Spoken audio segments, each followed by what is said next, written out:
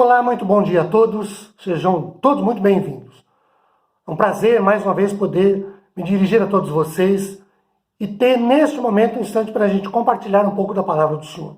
Hoje é domingo, dia 16 de agosto, e eu quero levá-lo à leitura de Jó, capítulo de número 42, verso 5. Eu te conhecia só de ouvir, mas agora os meus olhos te veem. E ter, a partir da leitura desse texto, o que seria hoje aqui uma aula de escola bíblica dominical. Então o tema da nossa aula de hoje é a palavra de Deus ao aflito.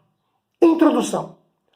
Quando nós lemos o livro de Jó, nós nos deparamos com o fato de que o sofrimento é real na vida daqueles que são do Senhor e que a doutrina da retribuição não é a única explicação para o sofrimento humano. Afinal, nos relacionamos com Deus soberano. Vejam, primeiro, é bom lembrar que sofrer não é uma idealização, não é uma coisa de mentalização.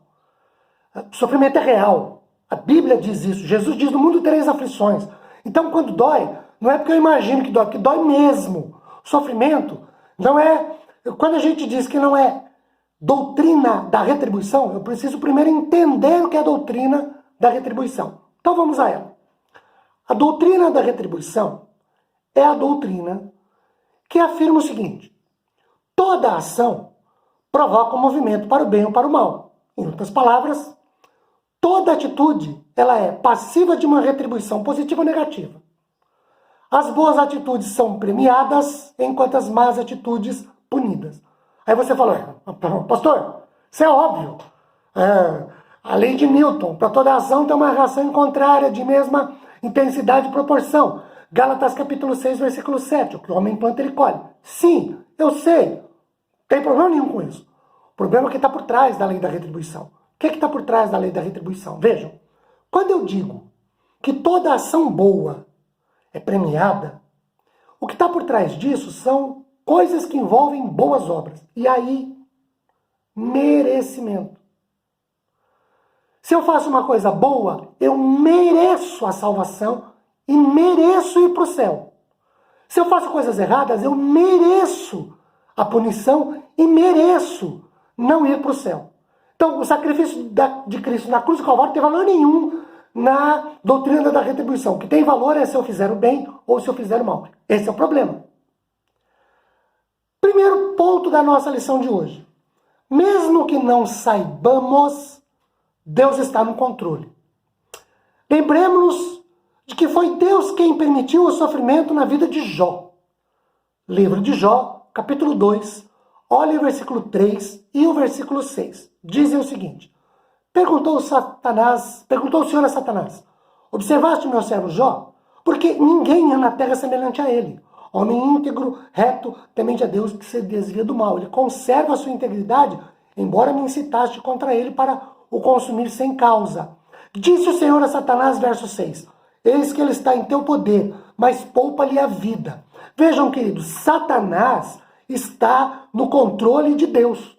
Lendo Jó capítulo 1 e Jó capítulo 2, nós encontramos o registro de que o diabo só pode fazer aquilo que Deus permite. Que nenhuma das suas ações vai além do que Deus expressamente lhe determinou. Afinal, Deus é soberano. Então, nada acontece. A Bíblia diz que não cai uma folha de uma árvore sem que seja da vontade de Deus. Então, nada acontece em lugar nenhum, em tempo algum, que esteja fora do controle absoluto de Deus e da soberania de Deus. Ok? Sobre soberania, nós temos 3 problemas normalmente aí fora. Primeiro, o que é chamado de conceito romântico. O que é isso? É um conceito que diz o seguinte: Deus não está no controle de todas as coisas. Antes, ele controla só as coisas boas e é responsável só por elas. Nesse pensamento, nessa ideologia, nesse conceito, a única ocupação de Deus é dar às pessoas aquilo que elas pedem ou aquilo que consideram melhor segundo os seus conceitos. E aí, Deus se torna um super mordomo. Porque veja, primeiro, Ele não é responsável por todas as coisas, só pelas coisas boas. Então, pelas ruins, não. Ele não tem controle e não é soberano. Então, ele não é soberano em nada. Outra coisa, segundo, se ele é aquele que tem como única ocupação atender às minhas necessidades, naquilo que eu considero melhor para mim, ele está aqui para me servir. Então, eu sou o Senhor e ele é o servo. Né? Segundo problema com a questão da soberania aí fora. Pessoal que pensa numa soberania limitada. Ao invés de usar o seu poder, Deus prefere demonstrar o seu amor. E ele dá liberdade ao homem para escolher seu próprio caminho e aí suas escolhas determinam as consequências do que devem ser enfrentadas. É uma questão de livre-arbítrio e livre agência. Como assim? Vamos entender. Livre-arbítrio ou livre-agência? Livre-arbítrio é a responsabilidade de escolher entre o bem e o mal. Só que todo ser humano não tem mais esse livre-arbítrio. Porque depois da queda de Adão e Eva, Gênesis capítulo 3, tudo foi corrompido. E aí tornou todos os homens escravos do pecado. E o pecado influencia e interfere em cada uma das escolhas humanas. A livre agência é a liberdade de escolher de acordo com a natureza, com a vontade. Todo ser humano tem livre agência, porque todo ser humano, salvo ou não, é livre para fazer a sua escolha. É a capacidade moral de querer e de fazer o que quer. O pecado não tirou a livre agência. Aí talvez você possa perguntar, peraí, pastor, calma lá. Uma dúvida. Como eu tenho livre agência sem ter livre arbítrio? É que depois da queda, Gênesis 3, toda escolha que o homem faz ou fará, salvo na eternidade, está contaminada, está influenciada, está corrompida pelo pecado. Ou seja, o homem não escolhe mais livremente para si, mas toda escolha ela é influenciada pelo pecado. Veja, por exemplo, Romanos capítulo 8, os versículos 5 e 6. O 5 começa dizendo assim, ó: porque os que se inclinam para a carne cogitam das coisas da carne, mas os que se inclinam para o espírito, das coisas do espírito. Porque a queda da carne dá para a carne, mas a do espírito dá para a vida eterna. Há um conceito teológico que diz o seguinte: o homem tem dentro de si dois animais. Alguns dizem que são dois leões, outros dizem que são dois ursos, há quem diga que são dois tiranossauros rex, e tem quem diga que o homem tem dois insetinhos, duas joaninhas. O animal é seu, o inseto é seu, você põe quem você quiser dentro de você. Mas o que diz é o seguinte: aquele que você alimenta mais é o que prevalecerá sobre o outro. Então o homem tem, usando aí a terminologia do leão, do urso, do tiranossauro, da joaninha, o animal da carne e o animal do espírito. Aquele que você alimentar mais prevalecerá sobre o outro. No livre-arbítrio, o homem não tem mais a capacidade de escolher entre o bem e o mal, porque a Bíblia diz que nós vivemos num mundo que jaz no maligno. E aí, mesmo nós, servos do Senhor, se não orarmos, jejuarmos, procurarmos uma vida de santificação, se não obedecermos a palavra do Senhor, se não orarmos pela direção, pela orientação, pela bênção de Deus para nos guiar, sempre escolheremos o lado errado. Mesmo pessoas que escolhem fazer o bem e não o mal, em acertar e não errar, em querer o melhor para os seus filhos e para a sua vida, escolhem pela livre agência, mas sempre influenciados pelo pecado. Ele pode até acertar na escolha, mas influenciado pelo pecado, o homem sempre é influenciado. Por isso que a Bíblia diz que a gente tem que matar o velho homem, tem que acabar com a velha natureza que habita em nós e nós não podemos alimentá-la. Então vejam, em termos de livre-arbítrio e livre agência, o homem é um agente moral livre e tem livre agência, mas ele não tem mais livre-arbítrio. O homem é somente livre para agir de acordo com a sua natureza. E a natureza do homem é pecaminosa. Salmo 51, verso 5. Em pecado me concebeu minha mãe. Eu nasci na iniquidade, em pecado me concebeu minha mãe. A natureza do homem é corrupta, é influenciada pelo pecado, ok?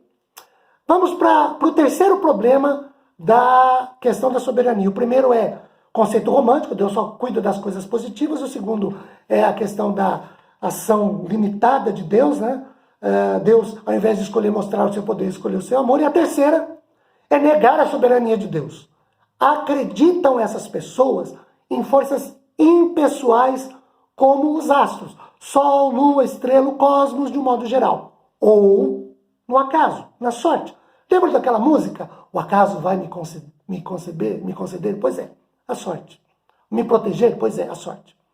Ou o destino ou o karma. Para mim, respeitosamente, karma é o caipira de calma. Mas tem gente que entende que é a questão do karma, que é algo negativo, um castigo, algo que se deve pagar por não cumprir de maneira positiva a lição de casa imposta pela vida. Quem pensa em vidas que se vêm, que se vão, em reencarnação, entende que o sofrimento de hoje é para pagar um erro do passado, que eu não sei quando eu cometi, como eu cometi, que erro é esse, mas o que eu estou sofrendo hoje eu estou pagando pelo pecado passado. Uai! Né? Então negam a soberania de Deus. Segundo ponto da nossa lição, o mensageiro da palavra do Senhor. Duas coisas. Primeiro, nós devemos recorrer à palavra de Deus. Jó capítulo 33, versículo 14. Pelo contrário, Deus fala de um modo, sim, de dois modos, mas o homem não atenta para isso. Então, a causa do sofrimento do homem é, entre outras coisas, o pecado. O pecado por desobedecer a palavra de Deus. Deus fala uma coisa, o homem faz outra. Deus manda ele para um lugar, ele vai pelo outro. Deus manda ele para a direita, o homem vem para a esquerda. Deus manda ele pela esquerda, o homem vai pela direita. Eclesiastes capítulo 5, versículo 1. Guarda o pé quando entrares na casa do Senhor. Chegar-se para ouvir é melhor do que oferecer sacrifício de tolos, pois não sabem que fazem mal. Então há pessoas que se preocupam com a religiosidade, mas não com a espiritualidade, à luz da palavra de Deus. Li esses dias a matéria de uma artista, que evidentemente eu não vou dizer jamais o nome, mas ela disse que abandonou a religião dos seus pais, que é a católica romana, mas ela se considera muito espiritual porque ela é muito espiritualizada. Né? Então, ela não segue religião nenhuma, mas ela é espiritualizada. Isso não existe à luz da palavra de Deus. Ou Jesus é o caminho, ou ele não é. Ou eu estou com ele, ou eu estou contra. Ele mesmo diz, quem comigo não ajunta, espalha. Quem não é a favor, é contra. Tiago, capítulo 1, versículo 19. Sabeis estas coisas, meus amados irmãos. Todo homem, pois, seja pronto para ouvir, tardio para falar, tardio para se irar. Segunda coisa, nós devemos confiar na soberania e na justiça de Deus. Abra sua Bíblia em Jó, capítulo 36. Olha os versículos 22 e 23, que dizem assim. Eis que Deus se mostra grande em seu poder. Quem é mestre como ele? Quem lhe prescreveu o caminho, ou quem lhe pode dizer, praticaste a injustiça? Capítulo 13, versículo 22. Interpela-me e te responderei, ou deixa-me falar e tu me responderás. 38, verso 3. Cinge, pois, os teus lombos como homem, pois te perguntarei e tu me farás saber. Deus de um redemoinho respondeu a Jó que nem toda o seu sofrimento apontava para o pecado de que Jó era acusado. Deus desafia Jó a compreendê-lo. O sofrimento não é necessariamente causado pelo pecado, no sentido de que eu tenho que confessar o meu pecado para sair, ficar livre do sofrimento, porque o sofrimento é algo que está no plano de Deus, é algo que Deus controla. Eu posso confessar, isso não vai mudar absolutamente nada em relação, eu me arrependo, confesso, mas a consequência do meu erro fica. O sofrimento vem de Deus também. Bem-aventurado o homem que suporta a aflição, porque depois de aprovado, receberá a coroa da vida. Tiago, capítulo 1, versículo 12. Que Deus te abençoe, fique na paz do Senhor, um beijo no seu coração. Tchau, gente.